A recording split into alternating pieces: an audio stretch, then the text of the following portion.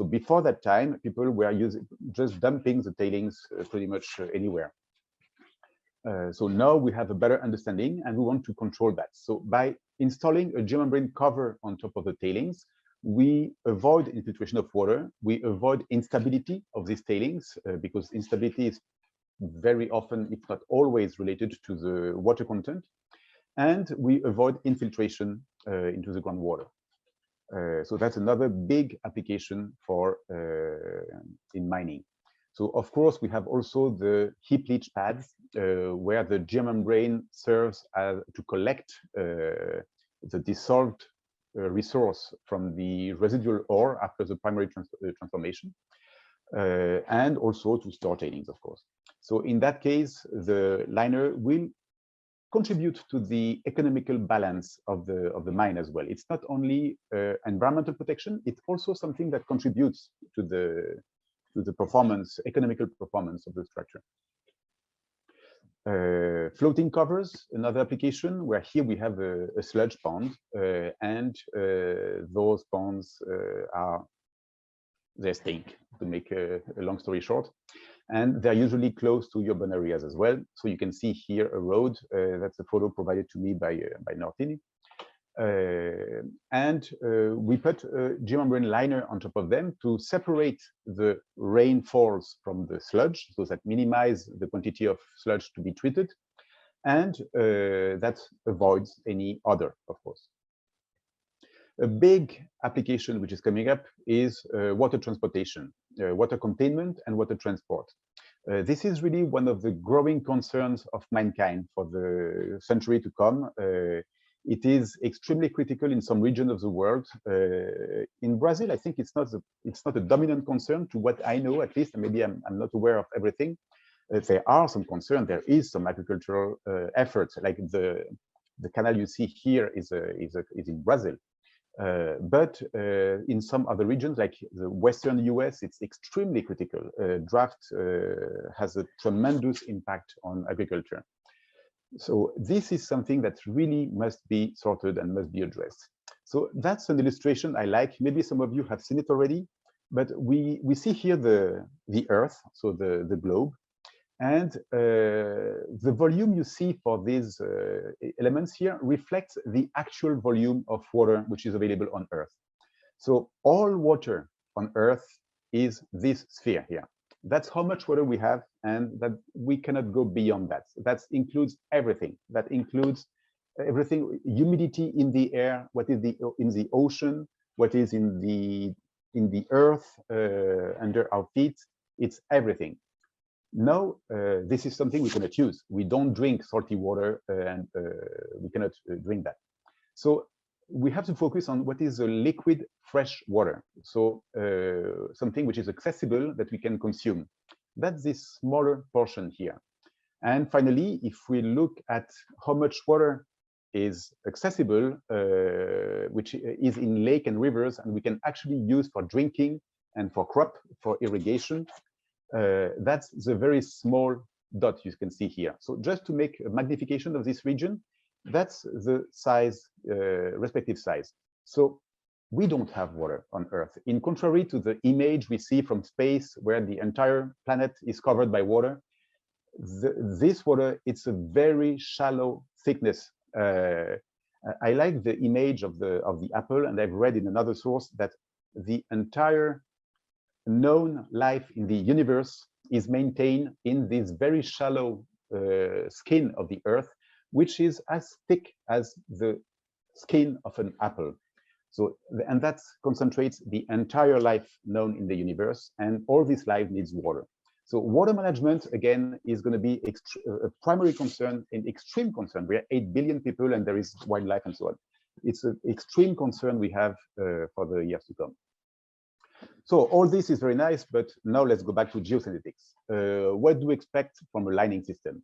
So first, it must contain the liquid or the gases. And second, it is durable. So I've prepared my presentation to address those two questions one after the other. First, it must contain liquid or gases. A lining system, so if we are engineers, we want to define the performance of this structure. And so the historical approach to lining was based on what we knew back then, which was clay. And it's typically geotechnical engineers who are doing the design of these structures. So we like to think in terms of permeability. But this is a concept which is inherited from this industry and which does not reflect what's happening with geosynthetics. So that's something I want to emphasize. In geosynthetics, we're not thinking in terms of permeability, we're thinking in terms of diffusion. That applies to geosynthetic liners, and we'll see after what it is exactly. And the last thing that we will be exposed to is leaks. And so the flux passing through a system is going to be a big component of it will be through cracks. If it's clay, for example, you can see the surface of clay here. It is dried, and if you have a liquid which is not likely to expand the clay, it will flow through like if there was no clay at all. And finally, for geosynthetics, it can be through tears, puncture, and other problems. So permeability, in terms of concept, it's a transfer of fluid which is driven by a pressure gradient. So you have a waterhead upstream, you have a waterhead downstream. This head difference is the pressure which drives the flux, and the permeability is the value that correlates the velocity with the hydraulic gradient or the flux. So again, for a geomembrane, if we do a permeability test like that, we're going to measure 0. We're going to see that the permeability driven by Darcy's law of a geomembrane is basically 0. So the question is, are geomembranes completely impervious? The answer is no. In geomembranes, the transfer of fluid through the liner is driven by diffusion, according to the first Fick's law. And the first Fick's law, it's driven by a gradient of concentration. So the higher concentration you have on one side and the lower on the other side, that creates a gradient. And this gradient is driving the migration of mass. So in summary, we have these two situations, permeation or diffusion through soils or through geomembranes, for example.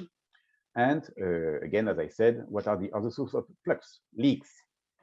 So a geomembrane is not has a diffusion coefficient. There is a very, very small amount of liquid which can flow through a geomembrane. It's equivalent to 10⁻14, more or less, in terms of permeability. If we compare that to permeability, it would be equivalent to more or less 10⁻14. Now, if we want to look at what is actually happening in the field on the structure where there is a geosynthetic liner which is confining, tailing, waste or something, we want to look at what's passing through. That's going to be leaks. And there we go with the actual situation. So if we have a structure, that is what we can have. That's something which is realistic. It's observed regularly. So the first question we need to ask is 100% of the length of a seam good? That's a primary source of leaks. Extrusion welds. Extrusion welds are not made by machine. They are not automated. It's how everything is hand controlled by a technician who is doing his best to do the best extrusion weld. But unfortunately, it's not mechanized, and so there is a very high risk of errors. And when we observe problems in the field, very often it's going to be in extrusion welds. And this photo, I've selected it because you can see that the technician did a weld here, and then he started again on the side, and he's doing his best, but there is a problem here. And practically, yes, there was a leak which was detected here. So we pay a lot of attention to the seams because we know there is a risk to have leaks there. And so we are doing destructive samples. We are cutting the seam and we are trying to test this in the lab and check if the seam is going to be leaking or not.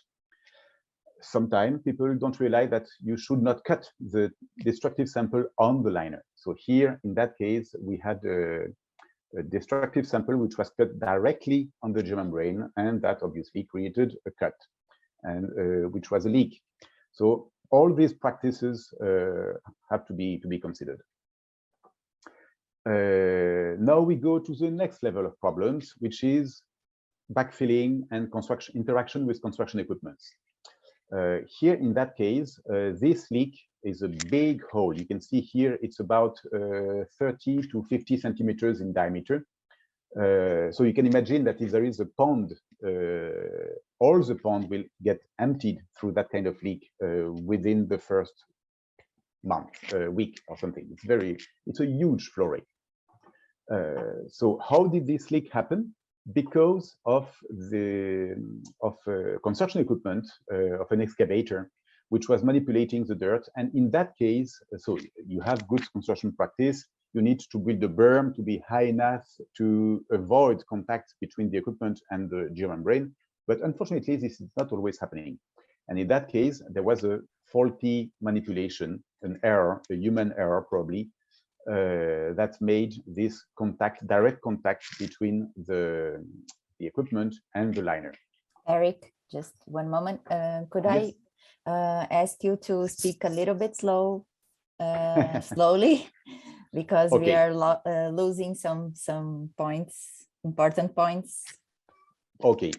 Okay. Thank you. I'm sorry. I'm going to try to speak slower. Thank you. So I excuse myself first because I know I have a very hard time with that. So here, construction equipment, the tracks here would be in direct contact with the geomembrane, and that would create this leak here. Another situation that was observed here, you see a geomembrane which was installed on a clay subgrade. On top, you can see the geocomposite here and a drainage layer on top. So you have very strict rules to avoid the degradation of the liner. You must have a minimum thickness of gravel, depending on the type of equipment, depending on the weight of the truck, of the pressure of the tires. You must have a minimum thickness of gravel to allow circulation. In that case, in that case, the structure was finished. It was backfilled. Everything was controlled. And somebody decided that he would cross through the pond without using the path that would have made at least 200 meters detour, a very small detour. But the truck driver decided he would go straight because it looks so nice and smooth and clean. The problem is that the clay under the liner was very humid because it is protected by the geomembrane. So there is no evaporation, there is no desiccation of the clay. And with that, the clay is softer. And because of that, when the truck drives, it creates a rut into the subgrade. So the big deformation here, that creates an elongation of the liner. And you can see here that it cracked. So it was a tear. It's not stress cracking at all. It's a tear. The membrane was mechanically pulled apart by the tire which was rolling onto the structure. So that's another typical situation that you can observe in lining system. So how was this detected? It was detected because there was a leak location survey which was conducted. So that's the reason why all these photos are coming from a company delivering service for leak location. I've put their reference here because it's they own the photo that they gave me. Another situation is here, again, a problem with the thickness and the design of the trafficability of the structure. Here, it was a bit on the low end of the thickness that was acceptable for the circulation of trucks. And the problem is that there was a trench, a drainage trench in the structure. And to permit passage of the trucks, they had put a big metallic plate. So these big plates, which are like 3 meters by 1.5 meters or something, and they allow the truck to drive from one side of the trench to the other. What did it create, this problem, is that all the trucks that were to circulate on this platform to deliver the gravel, they all were driving in the same exact location every time. And eventually that created overstress and multiple punctures on the geomembranes right at the end, right after and before this metallic plate. So again, it's accidental damage. One thing which is important, some people say that some type of geomembranes are very resistant to puncture, they can resist everything. Not true, not true. When it's about that kind of problem that I've exposed, there is not one single type of geomembrane on Earth which can resist that. It's extremely hard stress, and you can see in that case, the membrane was damaged completely, even if it was exposed. And another thing is that it is not always possible to see the damage, even if the membrane is exposed. In that case, you see the geomembrane was still exposed. It had not been covered. There was some rain, there was some dirt, some mud that went onto the liner, but it was technically exposed. But it was absolutely impossible to see anything with the naked eye, except that thanks to the electrical leak location, it was possible to observe the passage of electricity through the geomembrane. Finally, last source of damage of leak through geomembrane is the operation. So this is a waste compactor. Every single landfill is using a waste compactor because usually they're charging by the volume, and they're charging by the weight, and they have a fixed volume of that they can sell. So the more compact is the waste, the more material they can put into the landfill, and with that they make more money. It makes the structure profitable or not profitable. And we can see in the last 10-15 years the weight of these waste compactors is increasing a lot. It used to be 50 tons, it's going to 100 tons, to more than that, and that creates a huge stress on the liner.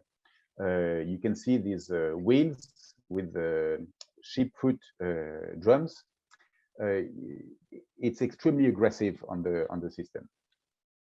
The good news is that usually the protection layers which are installed on top of the geomembrane are designed against that. So we have always 50 centimeters. We have then selected waste, sieved waste, which are much thinner, immediately on top. And these equipment are supposed to stay very far away, like 2 meters above the geomembrane. But practically, sometimes errors happen. So at the end, if we look at the potential of leaks through geomembranes, accidental holes, cuts, and tears are by far the biggest cause of leakage through a liner. It can be faulty installation, it can be damage during installation of the granular layer after, or it can be during operation. But that is where the leaks are coming from. For that reason, I think it is extremely important to perform leak location when you install a geomembrane lining system to detect and seal every leak. And there are two ways to do this leak detection. One is before covering the geomembranes.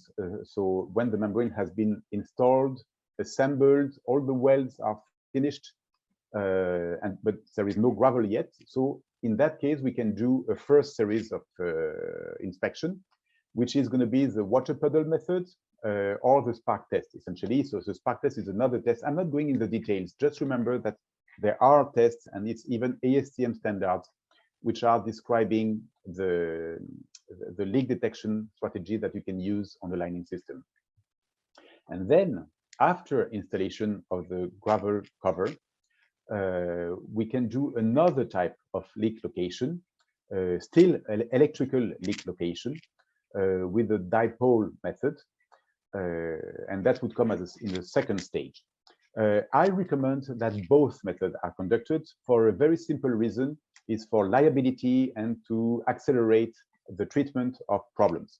There will be leaks in both cases. There will be leaks on the geomembrane alone, and there will be leaks on the geomembrane after being covered by the gravel. So it's better to make sure that the installer who made the faulty installation on the geomembrane is called back to correct the leaks that he has created accidentally. Everybody makes mistakes, it's normal. So he will come back and he will seal the leaks he has created. And then after that, it's the contractor, and the contractor will make errors as well. And then he will say, oh, it's not me, it's the installer. And that's what we don't want to. So that's why the cost of repair, which are caused by the installation of the gravel, must be covered by the company doing installation of the gravel, and the installer must be paid to be repairing the errors made by another party. It's not him who has to cover that, and you don't want to get into a legal fight because of the absence of a series of verification which shall be done anyway. So that's my recommendation here. So now it's very nice. I'm telling you that a German brain will always leak. That is a bit surprising, isn't it? We are doing a seminar, a webinar on German brain for lining systems. And I'm trying to tell you that it's the best product in the world, but it leaks. And the answer is yes, because in this geosynthetic industry, we are pragmatic. We look at what is right in front of us. We are aware of the problems we have, and we address them. That's what's important. So we will have better, now that we know that there is a risk of leak, we will implement some design strategies which are going to make sure that they're not going to be canceling every leak. They're going to make sure that the quantity of liquid which is accessing the environment, which is accessing the groundwater, which is lost in case of a process, this quantity of liquid is going to be as small as possible. And practically, it's always going to be smaller than if we use a clay liner. A clay liner has typically 5 orders of magnitude more leaks than a German brain liner. I'm saying 5 orders of magnitude, thinking of the permeability of a German brain, which is equivalent to 10-14, when a clay liner will be typically 10-9.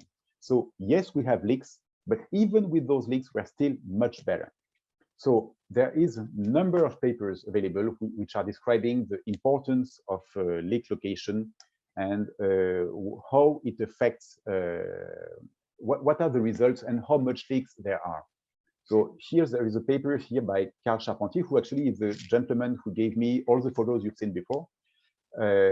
So he has published that in the Geoamericas conference 2 years ago. And he's describing different projects with the size of leaks that they have been observed, and he's discussing that. Another very important paper for those who are interested in knowing more about that is by Abigail Beck. So Abigail is working with TRI, and she has a fantastic experience as well, just as much as Carl Charpentier. And she's done a very intense statistical analysis of the quantity of leaks, etc. So at the end, leak through German brains. The vast majority of contaminants which are crossing the lining system is going to be going through accidental perforation, tears, and cuts. Therefore, when we speak of the permeability of a geosynthetic liner, of a geomembrane, this is very academic at the end. It is very academic because the real problem is in the leaks. So yeah, this discussion is academic until the membrane is 100% leak-free. Leak-free, nevertheless, is unlikely to be a valid hypothesis. Therefore, as an industry who knows, who is aware, and who is concerned with the performance of the product, we want to make sure that we are managing those leaks and we're reducing the flow of liquid going into the environment. First, we detect and we repair the big leaks. And second, for the smaller leaks, so here it's, I'm showing this photo, but there are many, many other options for small leaks. We want to control how much they're going to be letting water leak through the environment. First option that was developed back in the late 70s or early 80s is the use of composite liner. The concept is very simple.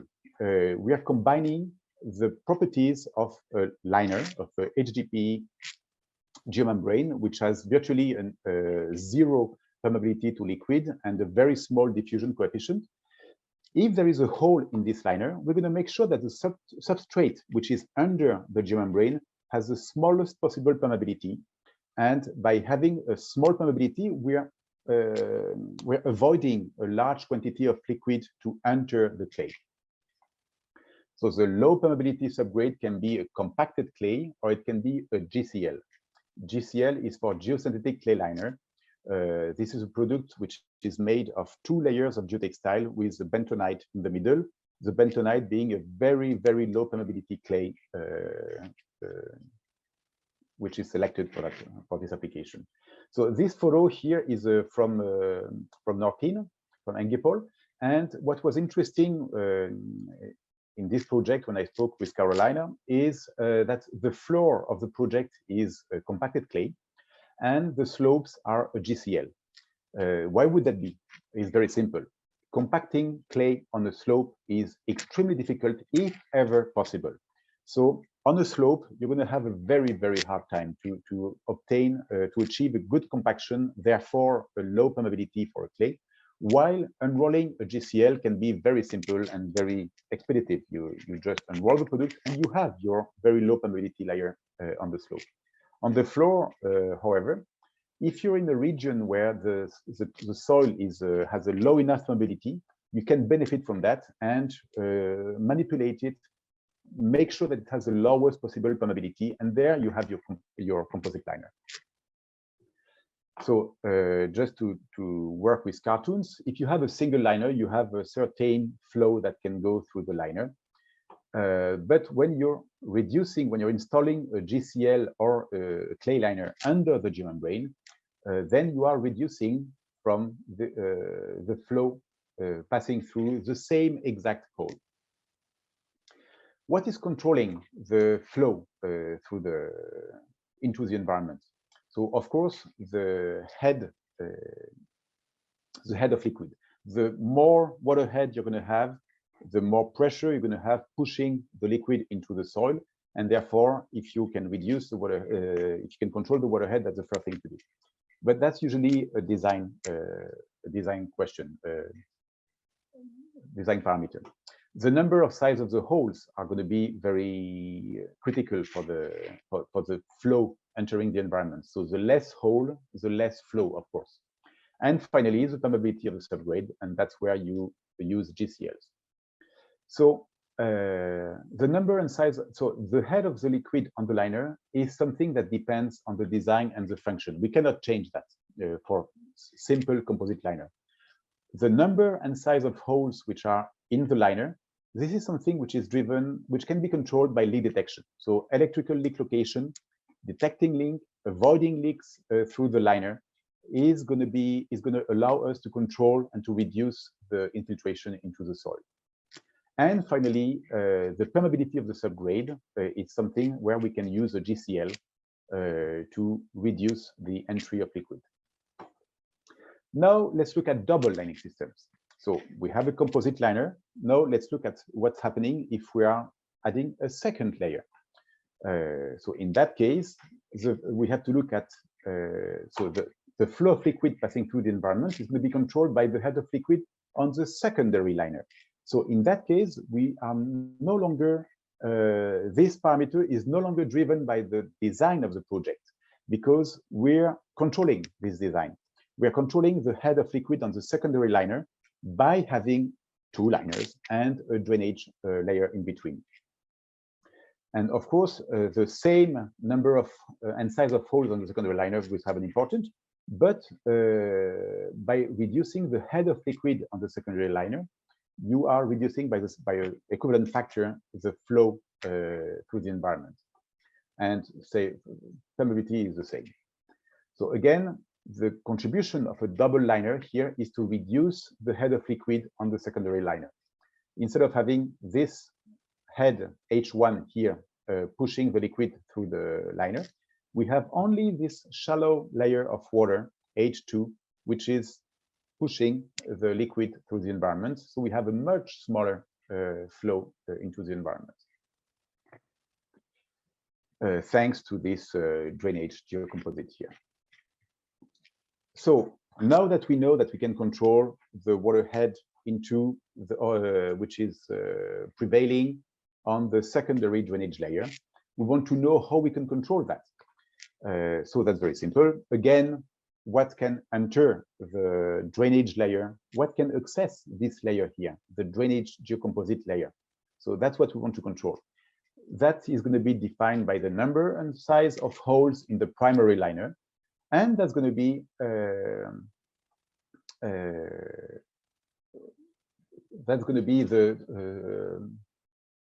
sorry, I think here it's a primary and secondary which is mixed up.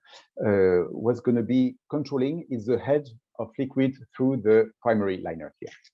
So, and that's what is going to define how much liquid we have here. So again, the performance of the primary liner will affect the head of liquid in the drainage geocomposite. That will affect the leakage rate into the environment. So the head of liquid into the secondary drainage layer, so which is going to control the flow into the environment, is controlled by the drainage capacity, by the transmissivity of the product, and by the slope and the drainage length. Now, if we want to reduce the flow that is passing through the primary liner, there is a fourth type of lining system that we can define. It's a system with double composite lining system, which means a composite liner on both geomembranes. So here we have a low permeability subgrade or a GCL, then a geomembrane, then we have a drainage geocomposite, then we have the first lining system, which is a geomembrane and a geosynthetic clay liner underneath. So these two systems are acting in the same way that these systems, and so the flow entering the detection layer, the drainage, the secondary drainage layer, this flow will depend on the permeability of the GCL. So that works very well for solid waste. However, when you have very high waterhead applying on the primary liner, the quantity of liquid that can pass, the pressure which is on the GCL here can be too high for the GCL and can favor expulsion of bentonite through the GCL. So this structure is probably the best which is available for solid waste, but for liquid containment, I would not recommend this one first myself. So example here of a very large pond, and here we have about 20 meters of liquid. The photo does not reflect that, but it's a huge pond, and we have about 20 meters here. So if we have, let's say, 10 meters in that case, and we have a 6 millimeter GCL, 10 meters water pressure on 6 millimeters, that's a hydraulic gradient of 15,000. That's way too much. The GCL is not going to be able to carry this gradient. Voila, so that's actually that's what I have presented in the previous slide. Here it would have been probably easier. So double lining system, the history, when did we start to see these structures? The first time a double lining system was mentioned was in 1973 by J.P. Giroux. It's a paper in French language, which was published in France in December 73, where he's suggesting that to differentiate the leaks coming from going through a liner from the leaks coming from the groundwater. So he's proposing to have two different drainage systems. So you have the geomembrane, a gravel layer under the geomembrane with a collector which can capture the leaks. Then you have another waterproofing layer and a drainage underneath to capture what's coming out from the soil. So that's the first time that it was mentioned. And then in 1984, he published another paper which became a very intense and detailed approach to double lining system. So for those who are interested by the history. I like to make this analogy with the boating industry because the concept of double lining system was developed, in fact, in the late 14th century, 15th century, I'm sorry, by Leonardo da Vinci. So he suggested to have double hull boats to protect against attack and to preserve the inside of the boat from being, to prevent the boat from being sunk because of a damage on the hull. So I thought it was interesting, and practically, if we look at the history of the boats, the first big spill was from the Exxon Valdez in the 80s, in the 90s, early 90s, and they realized that using a double hull would have reduced tremendously the amount of spill and the environmental damage. And practically, some tankers are nowadays equipped with double hull system, which are very effective. So if we look, I'm going to make a short dip into these things. If we look at the Da Vinci concept, so this is what he was suggesting. This is something which has been used on many boats. Yeah, it's in 1990 that double hull tankers are mandatory, and it was enforced only 7 years ago in 2015, by the way. So the idea is always the same, is to contain a leak and to minimize the waterhead to permit pumping. So once you have a leak between the two hulls, the quantity and the volume and the head are lower than if you have a leak going directly into the inside, and so you can pump it out. But that's a very interesting thing, because if we pump out the leak from the double liner, everything works very well. You can see here a cartoon describing the situation. So if you have a leak going between the two hulls, it can be pumped out, and therefore everything works very well. However, if you don't pump out the leak, you realize that the waterhead inside the compartment here is going to be very high, and you can, in fact, break apart the double hull system, which means you're going to sink yourself, your boat, because of the damage you're going to create by overpressure. So with pumping, everything works very well. Without pumping, it can be a disaster. And in fact, I'm going back to the geosynthetic lining system, because this applies exactly the same way for geosynthetic liners. If you have double lining system and a drainage in between, and you have water liquid entering between the two liners, and you don't pump, what's going to happen is that this liquid is going to accumulate between the two liners, and the pressure is going to go up, and eventually is going to be higher than the confining pressure you have on top of the liner, and there you're going to have a slippage. So when you have a very shallow structure, it's okay, but when you have a deep structure and you have pressure developing between the layers, it can be a dramatic failure. So to summarize the factors which are affecting the performance of double composite lining system, the primary liner is going to control the flux accessing the secondary drainage layer. So through this liner, we control how much liquid is accessing the drainage layer here. And that's defined by the number and size of holes and by the permeability of the GCL, which is under the primary liner. Then you have a secondary drainage layer, where we want to control the liquid thickness on the secondary drainage layer. So now we know, or we assume, the quantity of liquid accessing the secondary drainage layer. And we want to make sure that there is never too much liquid in there, so we don't have stability problems, and we minimize as much as we can the head of liquid in the secondary drainage layer. And finally, we have the secondary lining, which controls the flux toward the environment. In that case, the flux is going to be controlled by the number and size of the holes in the secondary liner and the head of liquid on the secondary liner. And of course, the permeability of the subgrade.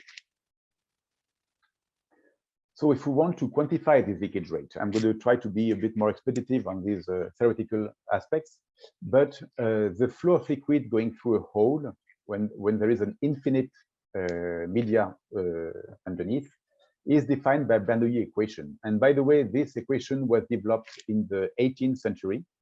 So that's nothing new. So it applies to a hole located in a geomembrane resting on the substrate with an infinite permeability. That is, for example, when you have a double liner without a GCL under the primary liner. So a standard double liner, we have geomembrane, geocomposite, geomembrane, GCL. The leak through the first geomembrane, the primary liner, are going to be calculated using this equation exactly. However, if we want to calculate the flow of liquid when we have a soil or a low permeability layer under the defect, then this equation does not apply anymore. And we need to have something else that is going to better define the flow. So this subgrade can be either the clay or a GCL. So JP Giroux, again, in the 90s, has worked on this and has defined a series of empirical equations for different types of defects. So whether it's a circular hole, a square, a rectangle, so he's offering a series of equations. So in case of circular defect, it's this equation, that equation. I'm not going through that. It can be very complicated. It's all empirical, based on field observation, laboratory observation, and calculation. So it is really important to understand it is empirical. But at the end, what we need to remember is that the flow rate is a function of the hydraulic head, the permeability of the subgrade, the area, which means the surface and the shape, and the quality of the contact between the geomembrane and the subgrade. And that's why it's become more interesting. Because the permeability of the subgrade, the transmissivity of the interface is something that will depend on several factors.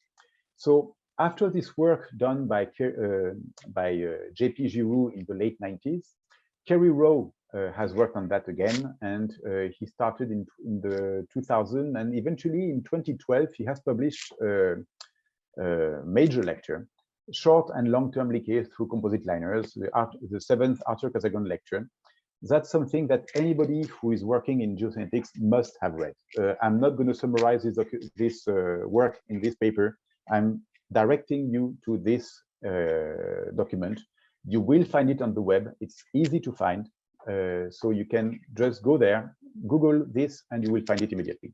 So long story short, he's offering a very more comprehensive approach to the calculation of leaks. And what he's introducing, which is very interesting, is the problems of wrinkles. So and again, I don't want to go too far, but he's introducing this problem, which is something that needs to be addressed, especially for blown film products when the flat die has a different pattern.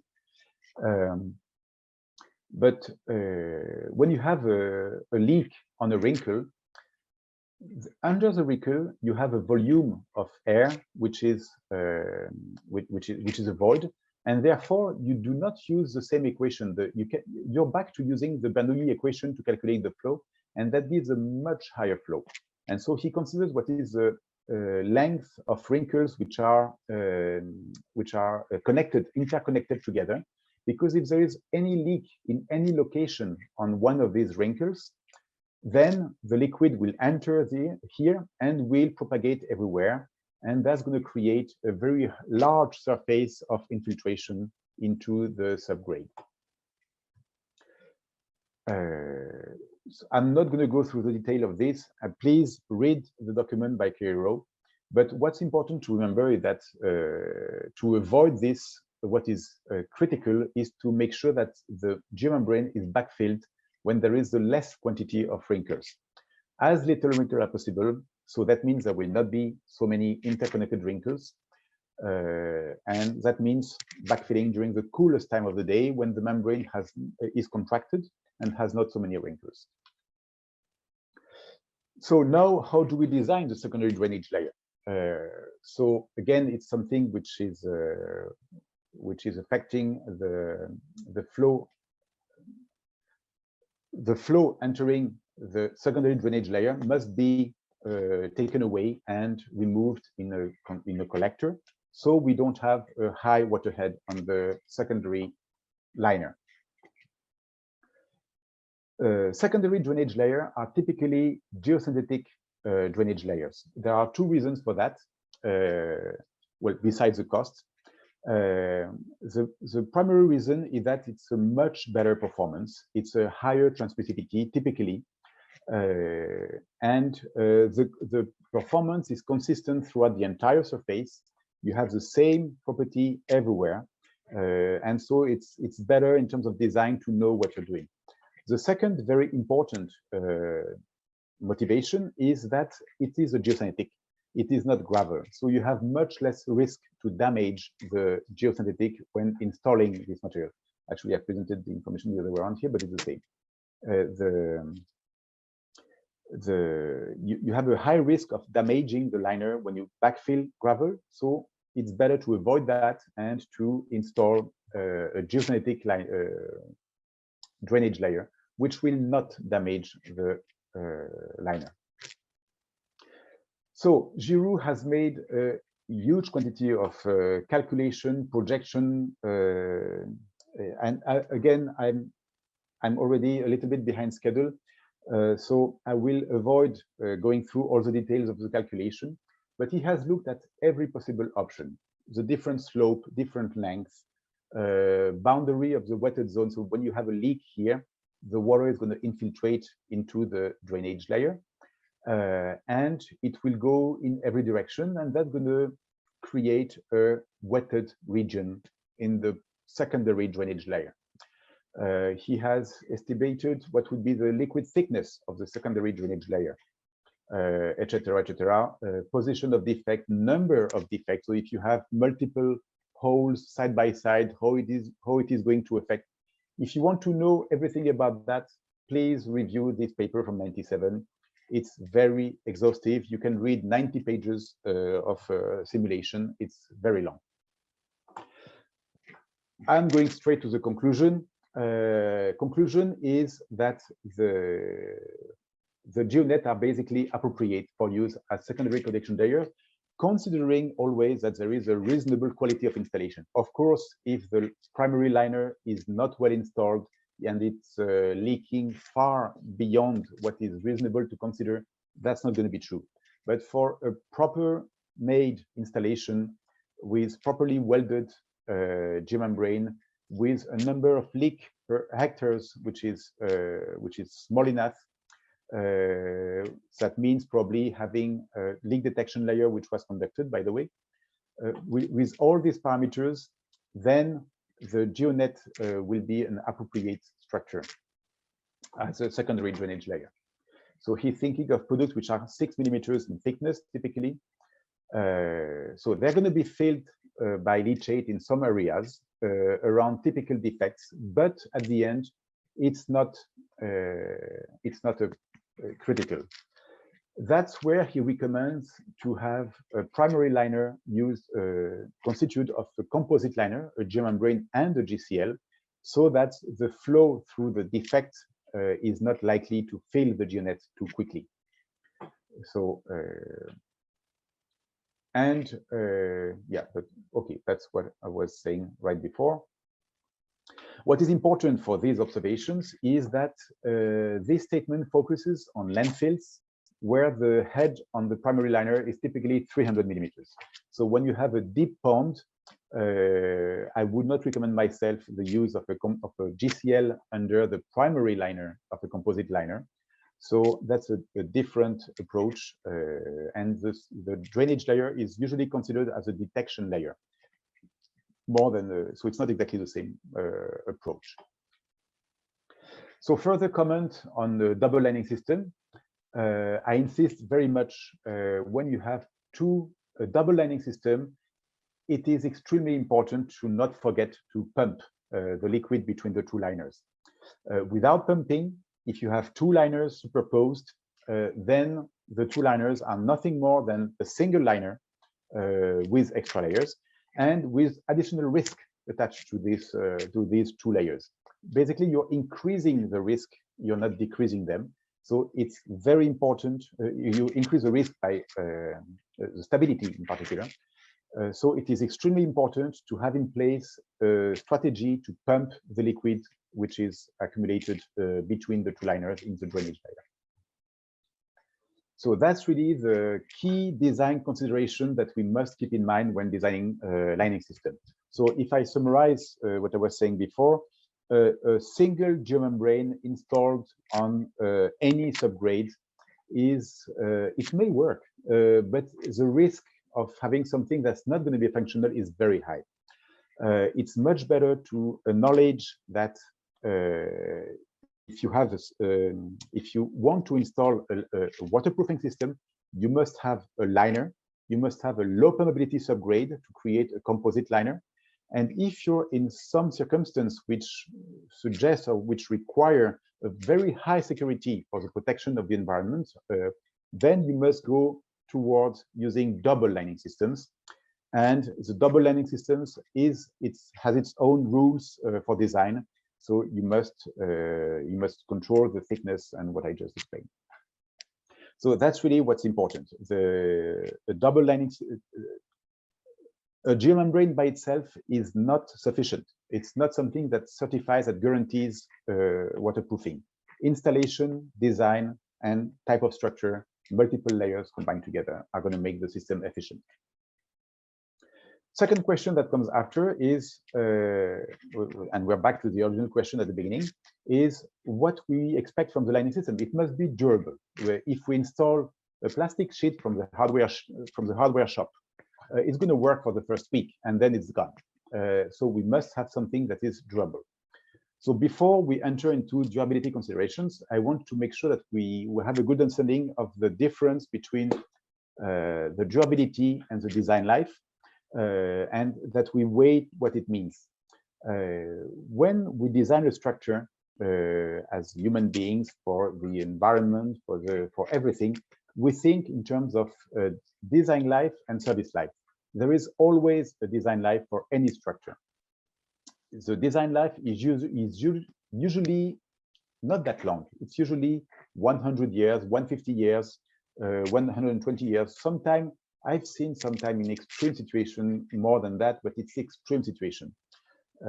Usually it's much lower for the simple reason that we have to do something that works and that we have to acknowledge that we cannot go beyond that. There is no structure on Earth that's going to last 1,000 years. It does not exist. We have to have a strategy in place to do things properly. So here I use this photo as an illustration because this bridge was built in sorry, I first forgot to precise. The design life is what we define arbitrarily as how long we want a structure to last. The service life or the durability of a product, it's how much it will actually last.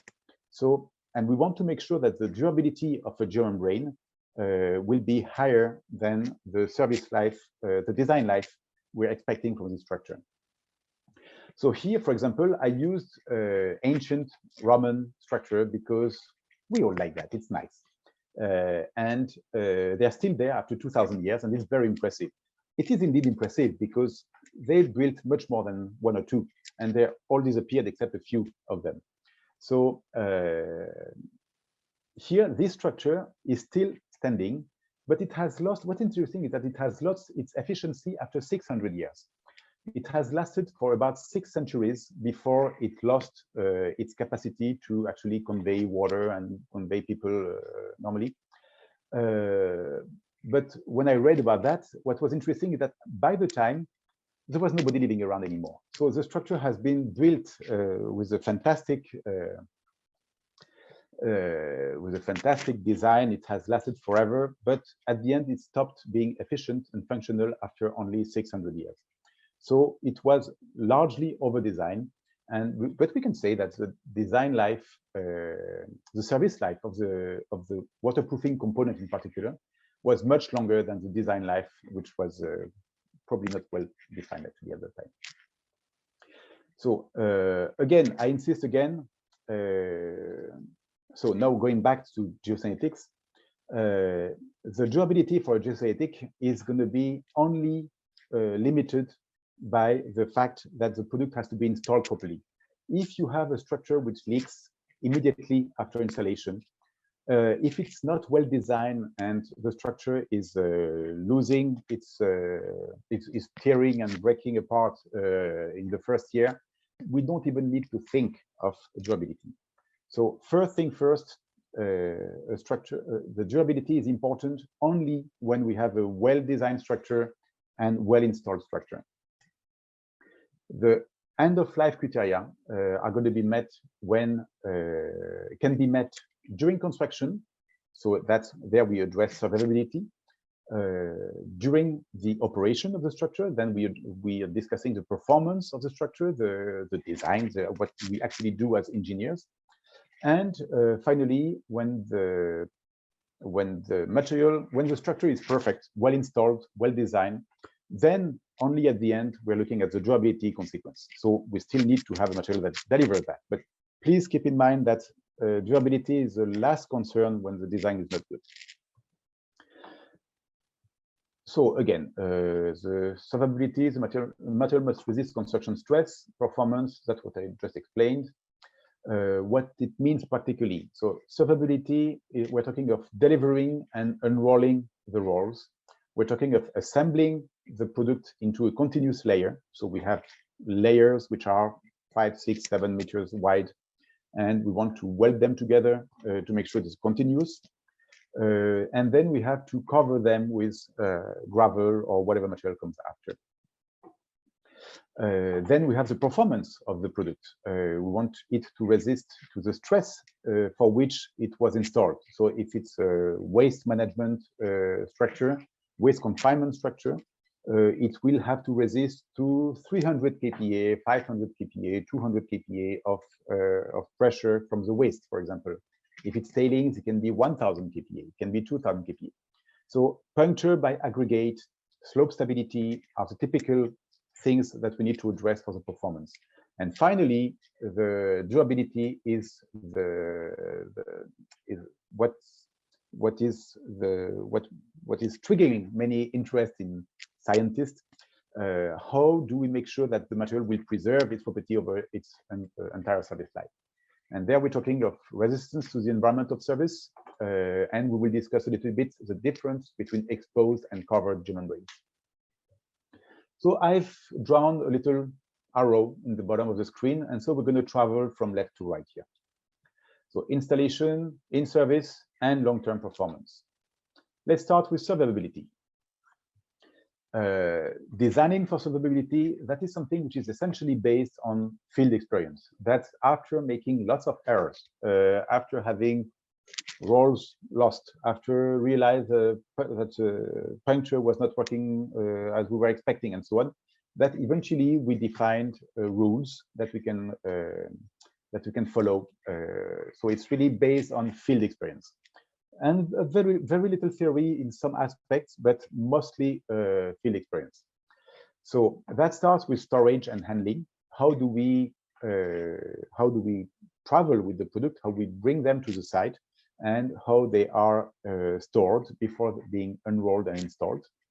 Then the use of proper construction installation technique. In some very limited case, the mechanical properties are going to be interesting. And I can point them immediately. It's the anchor trench. That's probably the only situation where the mechanical properties are of interest. It's resisting the stress to carry its own weight between the anchor trench and the bottom of the pond. There we need some properties here, and also to pull the roll through the structure, but it's really marginal.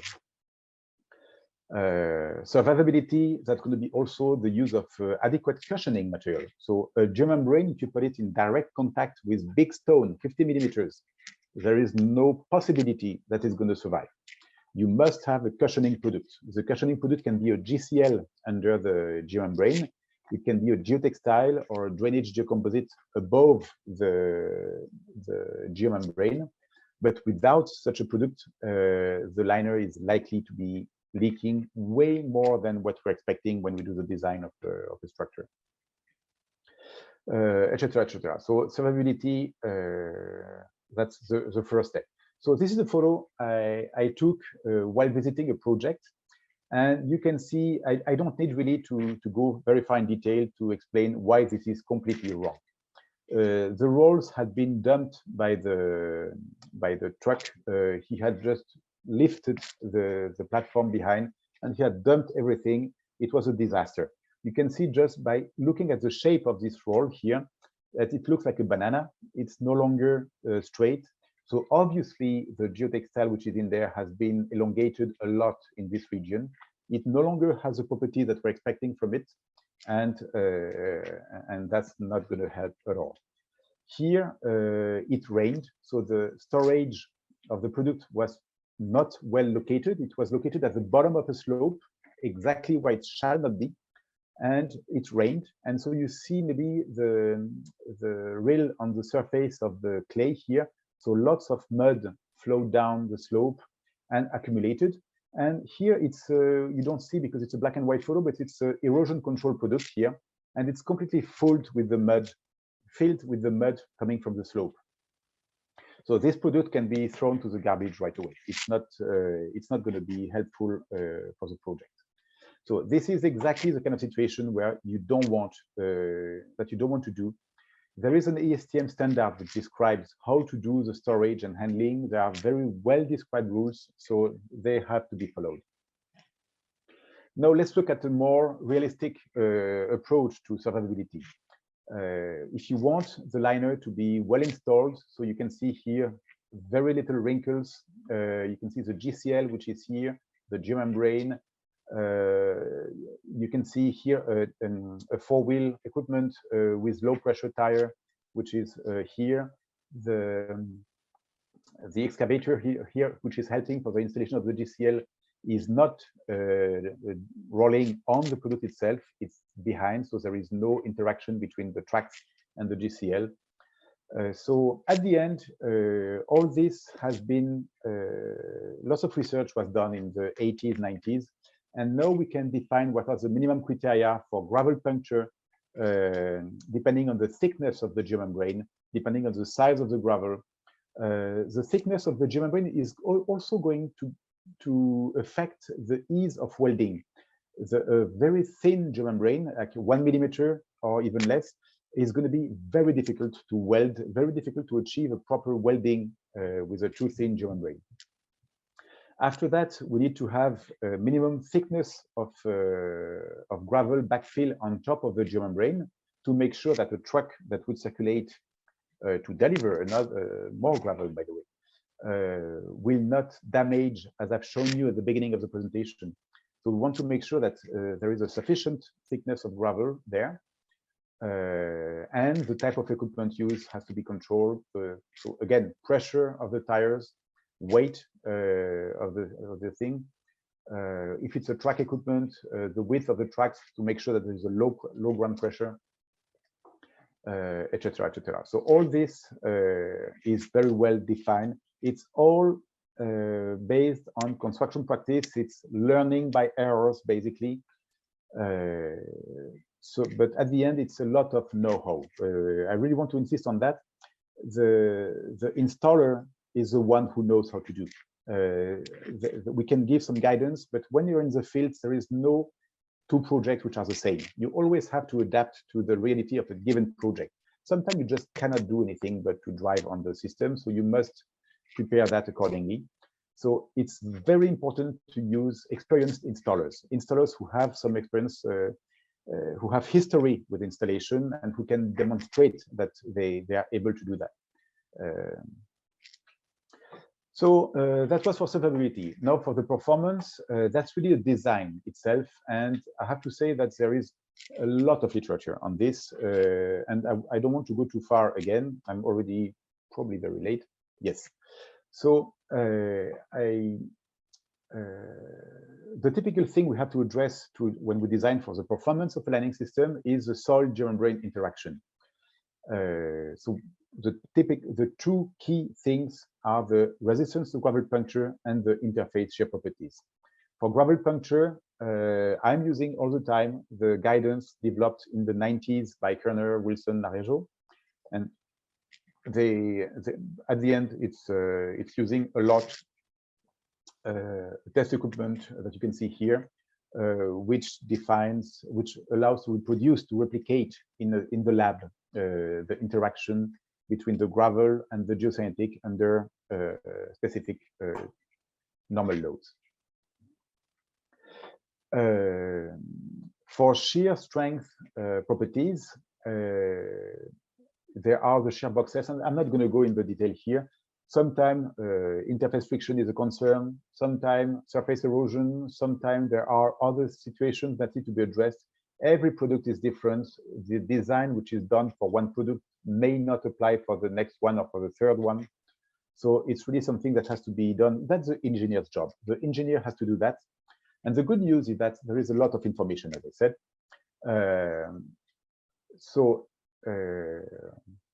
Here I've cited here 2 volumes which were very specifically developed, but at the end there is much more. Every year there is hundreds of papers on geosynthetics and how to design. By the way, I want to promote the fact that the IGS has renewed the web page, and now there is a digital library on the IGS web page, and in this section you have access to a lot of information on design. So I highly recommend anybody working in this field to go there. And finally, durability. I'm going to need another 5-10 minutes to discuss that. So designing for durability, we're looking at the long-term performance. We assume, again, that installation is good. There is no one single leak in the structure after installation. All the welds are good, and the design of the structure has been done in such a way that there will not be any gravel puncture. That is not durability. There will not be any slippage, any veneer stability, which is going to tear down the geomembrane. That is not durability. That is something different. And once we are there, when we're talking of the polyethylene product, which is exposed to the environment, then we start to speak of durability, and that's why it's becoming, that's what I'm discussing here. So there are many test methods. ASTM D35 is one of the organizations. So I'm happy to respond to any question about D35 as a new chairman for the D3510 subcommittee on geomembranes. ISO TC221 is another committee, an ISO committee on geosynthetics, which also publishes several guidance. There is a guide for designing geomembranes, lining system, which is about to be published. I don't think it's published yet, but it's a matter of weeks, if maybe months, before this guide is published. And it's proposed a similar structure as what I've presented, understanding what's happening on the system as well. In Europe, the SEN committee has done a lot of work as well on this matter. So yeah, there is a lot of material on design. A book which is frequently used for design consideration is also Kerner's book, Designing with Geosynthetics, 6th edition. This book is available for, I think, $4 online as an ebook. If you look on Google, you type Designing with Geosynthetics, you will be able to find an ebook for something around $4 or $5. It's a nominal price to cover administration fees, so it's available to everybody, and it can be used easily. The intention here is obviously not to make money, it's to propagate the information and make sure that people are using the right design methods. If you're interested in geomembrane, so this book, Designing with Geosynthetics, cover every geosynthetics: geotextile, drainage, geocomposite, geomembrane, GCL, geogrids, everything. It's really the basis for everybody wanting to do some design with geosynthetics. This second book here, John Shear's Guide to Polymeric Geomembranes, was published in 2009, and it's a very comprehensive, much more in-depth discussion on polyethylene geomembranes, which go through all the practical aspects and theoretical aspects as well on the durability of polyethylene and other products as well, actually. So it's that's a document I use a lot myself. It's very well structured, lots of good information in there. And when we want to have pragmatic, immediate information on the durability of geosynthetics, one document I'm using all the time is also this white paper number 6 by the Geosynthetic Institute. So Geosynthetic Institute, you see here Robert Kerner, it's the same as this one. So he's publishing some material which is explaining, it's a result of more than a decade, I think it's 2 decades of testing of geosynthetics. There was a first publication in 2005, a second in 2011, and it's very comprehensive. Long story short, the lifetime of a geosynthetic can be predicted based on the degradation mechanism of the German brain, which depends on the type of polymer and the environment. So we're talking of what will affect the durability, the temperature, the chemical environment, exposure to UV, and the stress.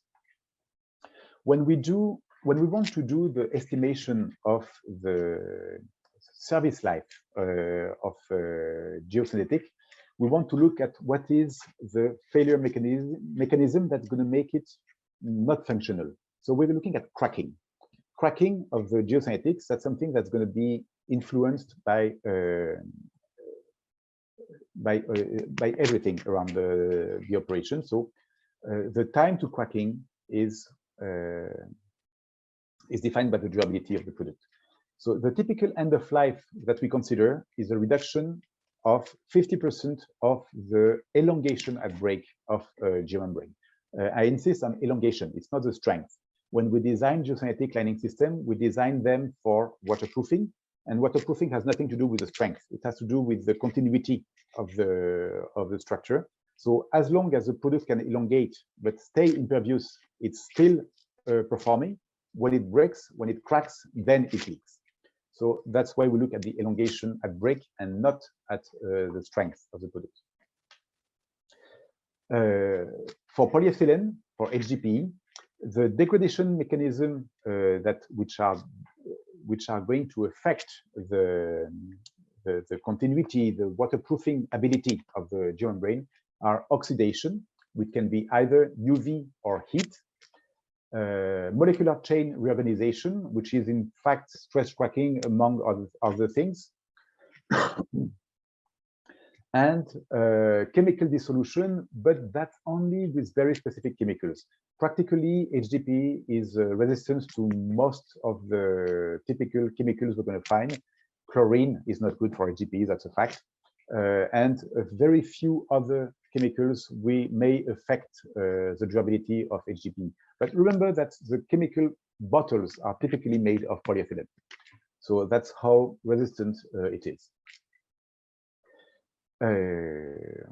So yeah, the most abundant literature which is available on aging of geomembranes is really focusing on polyethylene in waste containment facilities. And also the HDPE geomembranes are prescribed. So they are so stable and they are so durable that they are mandatory in many jurisdictions. In the US and in Australia, that's the two documents you see here, USA and Australia. Sorry. HDPE is identified as the product, which is a reference. And if you want to use another type of product, you must demonstrate it will have a similar durability and performance.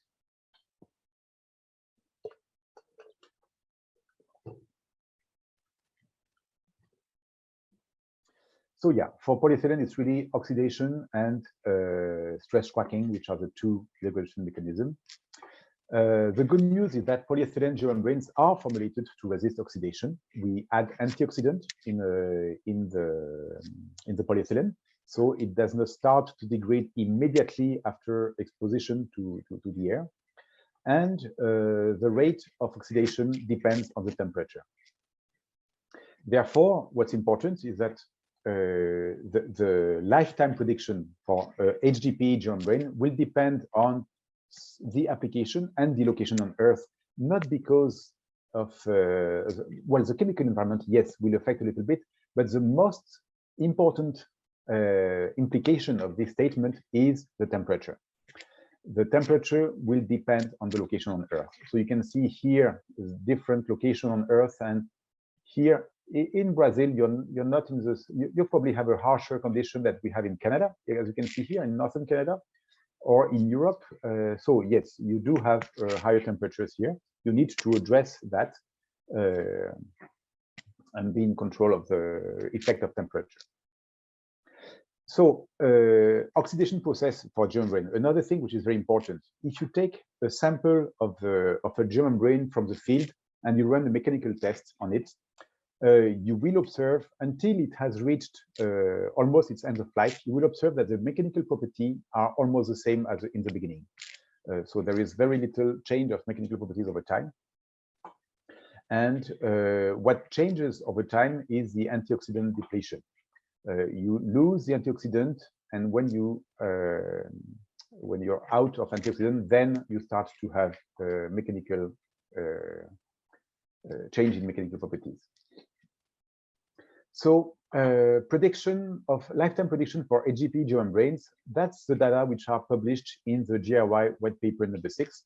You can see here for in-service temperature between 20 and 40 Celsius, the total lifetime varies from 70 years to 446 years. That's very theoretical, but that gives an indication of how things happen. So I like to consider that 30 degrees Celsius is probably the most representative for a geomembrane liner. The soil can be at a higher temperature, at a lower temperature, I'm sorry, but the activity of the waste, the chemical, organic, or chemical activity of the waste can increase the, the temperature. So at the end, based on this GR white paper, we can consider that the design life significantly greater than 150 years can be assumed for a geomembrane liner at a temperature of about 30 Celsius for most applications. When you're in a buried application, of course, this depends on the thickness, it depends on the exact formulation of the liner, but that's a ballpark which makes sense for waste management, for waste confinement. And something which is very nice with HGP is that for more than half of that time, the change of properties are going to be, the elongation at break of the product is not going to change a lot. It's going to stay, at break it's a different story, but the elongation of the product will not vary a lot until it reaches the end of life. So this prediction is does apply to a product that complies to GRI GM13. That's very important, and we'll get to that after. When you have exposed application of geomembranes, then it's you have to consider that the HGP can be sensitive to UV and weathering. But it is sensitive, but somehow we formulate the product accordingly. So there is always carbon black added into the formulation of polyethylene, and the carbon black acts as a screen. So it protects everything which is under a particle of carbon black is protected from UV because the carbon black is absorbing the UV radiation and converts it into heat. So that's why the HGP geomembrane is more sensitive to UV and weathering when exposed. No, that's why it is sensitive to UV and weathering. Another problem with the exposed application is that an exposed geomembrane can be subject to vandalism, to accidental damage, to wildlife. I've seen some experience where you had some cows, some horses going down into canals in particular, and that would basically damage the liner everywhere. So that's accidental, but that's part of the situation that you need to address. Something which is more related to the intrinsic properties of the HGP is the sensitivity to expansion and contraction. When you have expansion and contraction of HGP, and I spoke of wrinkle a bit earlier, and I think everybody knows that HGP geomembrane are sensitive to contraction and expansion. These cycles, when the membrane is not covered by soil, when it's exposed for a very long time, that can create a situation that may be prone to generate stress cracking. Based on all this consideration, at the end, one thing we can say about the durability, because of the sensitivity to UV and weathering, the durability is much shorter for exposed geomembrane than it is for a covered geomembrane. Based on the GRI white paper, a half-life of 36 years or more can be expected, can be assumed to be realistic. So the half-life means that the product is degrading by half. Okay, I'm not going there. But another problem, and I've highlighted that here, is that stress cracking can develop quicker for exposed geomembrane, and it's really dependent on many parameters which are specific to the field, how the welding were done, the slopes, I don't know what. So this stress cracking can occur long before the end of life, and it is absolutely impossible to predict. So for that reason, my strong recommendation is to protect geomembranes, to minimize the risk of having a geomembrane exposed to the weather. So there are some situations where you can accept that. For example, if you have a water transport structure, a canal, which is going to be working almost at full capacity all the time, and there is only 1 or 2 meters on top which is exposed to the sun, this is not enough to create a problem. But if you have a very deep pond, like 20 or 40 meters deep, and you're filling and emptying and emptying and filling and emptying the pond all the time, you will have problems. That's the type of situation where the exposure to the weather may be a major risk. So you can have, when I said you will have, you can have problems. Quality of installation becomes sensitive in that case, and the design. Design is critical. So in summary, covered application, the service life at 30 Celsius can be considered to be significantly greater than 100 years. And for exposed application, is going to be significantly more than 35 years, 36 years, considering oxidation. And as I said before, these estimates are for geomembranes complying to GRI GM 13. So now the next question is, and I'm going to conclude with that, what is GRI GM 13? So this is a specification which is again published by the Geoscientific Institute. The first document was published in 1997. There has been 11 revisions. You can see here, 16 revisions. 16 error here. It's 16 revisions. And the latest revision is from a bit more than 1 year ago, from March 17, 2021. I'm not going through all the details. What I want to point out is that the Geoscientific Institute is an organization which is a non-profit organization. And this specification was published with the cooperation of the member organizations for general use. Who are these members? And I think that's important because these are the companies and organizations who are influencing the content of GM 13. So this document is consensual. I think it's important, really important to put this forward. It's not only the manufacturer, it's the manufacturer, the resin supplier, so the HDPE resin, who, which is the essential part. If you publish a specification and nobody can deliver the material, it's worthless. Nobody is going to use this specification. So by making sure that we involve the manufacturers and the resin suppliers in the committee which defines GRI GM 13, you're making sure that what's coming out of there is something which can be manufactured and which can be easily delivered to the market. Then you have also testing and research facilities. So people who are the guardian of the temple somehow and who want to make sure that everything is perfect, they are there too. You have engineering firms who have concerns with how the structure is going to work, what is going to be,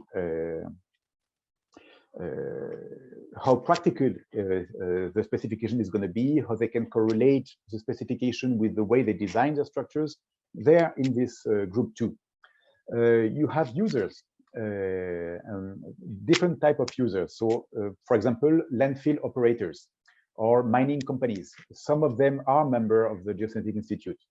And finally, you have the public. You have some public authorities as well. So it's a very, very broad panel of organizations who are influencing the definition of the minimum requirements for a geomembrane. If you want to go deeper into this discussion, you can go on this webpage, geoscientific-institute.org, and you will find it immediately. And you can have access to the entire list of members.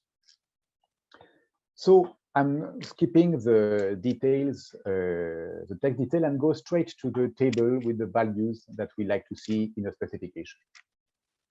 That's very nice. What does it mean? So let's look at how it's built, how the structure is built. And in particular, I want to look at the testing frequency. You can see that there are 3 lines which are describing the properties which are tested for each formulation. Here, GRI GM10 is actually testing per formulation plus according to some rhythm of production, but overall it reflects to the production, to the selection of the resin. And it's interesting to see that, in fact, these 2 properties here are reflecting oxidation resistance. And here it's reflecting stress cracking resistance. So here, GRI GM13 is defining minimum criteria which are addressing the 2 key degradation mechanisms of polyethylene. So it is covered here. We are covering heat oxidation, UV oxidation, and stress cracking. So we are covering the degradation mechanism of the polyethylene. We are sure that the formulation of the product will be designed to make sure that the product is resisting to typical exposure environment. Next category of control is 90,000 kilos. You can see here OIT and density. So what does it tell us here? It tells us what is 90,000 kilos. I'm going to give you a hint. It's 200,000 pounds, and that's the weight which is carried in the rail car. So when you have a delivery of resin, of polyethylene resin pellets, the size of the rail cart is pretty much 90,000 kilos, and that means that defines a lot of raw material. So this specification defines the frequency at which we control the raw material. So when you meet the requirements of GM13, that means you're controlling every single lot that enters the plant. Third category of properties, you see that we're reducing a lot the frequency. Here it's either 20,000 kilos or 9,000 kilos as a testing frequency. And we are into the tensile properties, tear resistance, puncture resistance, and carbon black content and dispersion. So why do we have this frequency here? That's properties which can be affected by the process. So once we are sure that we have the right formulation, that we have the right raw material that we are entering the production line, now we want to make sure that the process, the control of the process of the extrusion of the polyethylene is going to be done properly, and therefore that we're testing the tensile, tear, puncture, etc. At specified frequencies, and that reflects the viability, the normal viability of a process. You don't change, the process doesn't change just like that. It's about temperature control and stuff like that. And the last property that you're checking is the thickness. This one, every single roll of material is tested. So why is it so? Simply because that's the cheapest way of controlling the product, and you can make sure that you have a continuous and consistent control of the product throughout the production.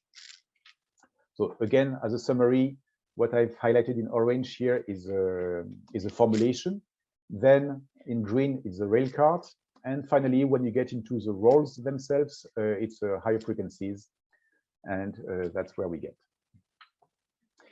So GRI GM13 really defines what is a good practice for manufacturing HDP geomembrane.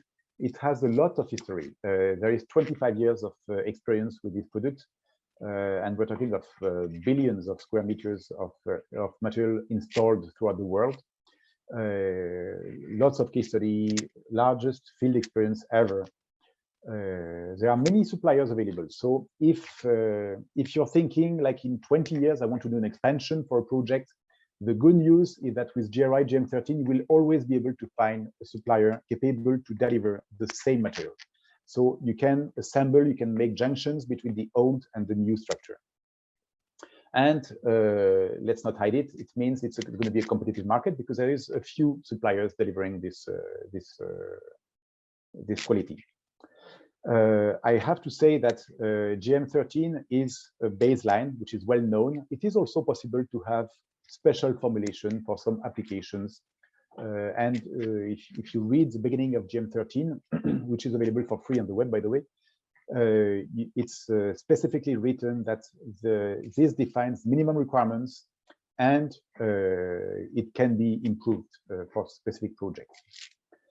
And finally, you've heard me a lot and I'm behind schedule. I'm sorry about that. So what is the path to best performance? When you have a lining system, we know that there's going to be some leaks. We know that there's going to be some problems, but we are facing them. We are a responsible industry. We want to make sure that what we are delivering on the project is as little leaks into the environment as possible, as little infiltration, as little loss of resource. First thing we have to do is detecting and repairing leaks. That must be part of every project. Second thing, we must use composite liners. Using a geomembrane without a low permeability subgrade is not something realistic in terms of performance. It's like installing, using sand as a low permeability material. It's not going to work. It's just not a right design. You must use a low permeability material under a liner. It can be the soil from the site, which is prepared. It can be different things, but there must be a low permeability product under the liner, GCL being the most obvious one.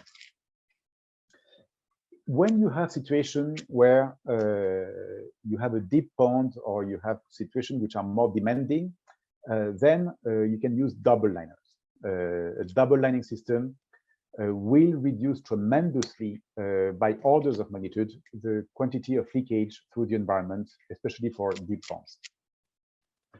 And that's really the solution to consider. For deep ponds, that's the only, it really has to be that. And finally, when you're using a structure which doesn't have a very high head of liquid on the lining system, using a double composite liner is probably the best way to achieve the minimum leakage rate. And obviously, when you're at the time of specifying and selecting the liner, you must use a product which is at least compliant to GRI GM13. That's really something that's going to ensure the quality of the structure. And that finishes my presentation. I'm a bit behind schedule. I've tried to speak slower. That's probably part of the reason. But voila, here we are. Hi, Eric. Hello. Are you listening? Thank you for being here. The presentation was great, and because of the time, we asked to people send me the questions, and okay, I will send you, and you can answer, okay, and I will answer to people. Pessoal, então por causa do tempo, né? A gente acabou falando, né? O Eric falou bastante, mas foi muito boa a apresentação. Então, vocês podem me enviar, a Luciana já colocou ali no chat o meu e-mail, vocês podem me enviar algumas perguntas, né? Se tiverem, e aí eu vejo com o Eric e depois respondo todo mundo, tá bom? E aí a gente vai finalizando por aqui o nosso webinar de hoje. Eu acredito que foi um grande sucesso. A gente agradece, o Grupo Nortene agradece a presença de todos. Lu, pode falar. Só lembrando que a gente vai disponibilizar esse material no nosso YouTube, da Nortene Plásticos. Eu deixei o link também no chat. A partir de amanhã, acredito que a gente já tenha o material disponibilizado. Tá legal? Eric, thank you so much. It was great. Thank you for your time. And I think we have finished here. Okay. Okay. Bye-bye. Bye-bye, everyone. Thank you.